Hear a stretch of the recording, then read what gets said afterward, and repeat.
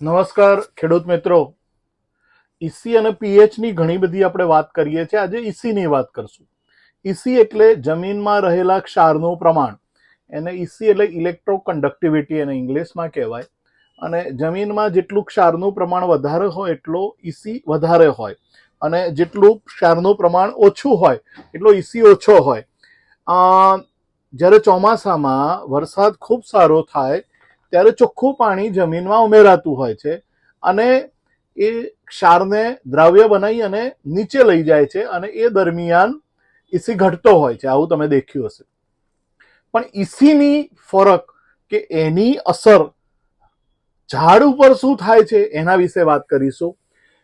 EC જ્યારે down થાય ત્યારે ક્ષારનું પ્રમાણ ઘટે, અને ઝાડ પણ એક જીવિત વસ્તુ છે. પોતે સેન્સ કરે કે મારી આજુબાજુમાં ખોરાક ઘટ્યો છે, ક્ષારનું પ્રમાણ ઘટ્યું એટલે એને એવું લાગે કે મારું ખોરાક ઘટ્યો છે, એટલે મૂળનું પ્રમાણ જે છે ને, મૂળનો વિકાસ ખૂબ વધારી દે, એટલે મૂળ ખૂબ લાંબા સુધી જાય.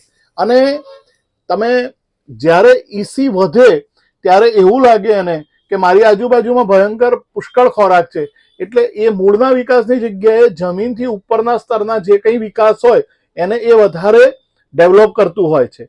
અને એ દરમિયાન ફૂલ ભમરી તાત્કાલિક આવી, ઇન્ટરનોડ ઘડવો, ફટાફટ એમાં ફ્રૂટ લાગવા, આ બધી ઘટનાઓ થાય છે. પણ છોડ એની જાતે સેન્સ કરે છે. અને ઈસી અને પીએચ એક એવી વસ્તુ છે કે આપ ધારશો એટલે ઘટી જશે, વધી જશે નહીં.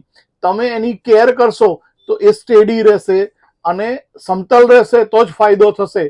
વધારે ઘટી જશે તોય નુકસાન છે, ઓછો આપ કરશો તો પણ નુકસાન છે. એટલે યોગ્ય પ્રમાણમાં ઈસી પીએચ રહે એવો પ્રયત્ન આપણે સારી એગ્રોનોમી થકી કરવી જોઈએ. અને એ સારી એગ્રોનોમીને એવું કહેવાય કે તમારે જમીનનો ટેસ્ટ કરાવવો પડે, અને જરૂરિયાત પ્રમાણેના જ ખાતરો આપશો આપ તો 100% આમાંથી આપ બચી શકશો. વધુ માહિતી માટે આપ પટેલ એગ્રો સેન્ટર પાલનપુર, અમારી દુકાન છે ગુરુ નાનક ચોક, 50 વર્ષ જૂની દુકાન છે. આપ બિલકુલ વેલકમ. આપ આવો અને અમારા નોલેજનો લાભ લઈ શકો છો. થેન્ક યુ મિત્રો.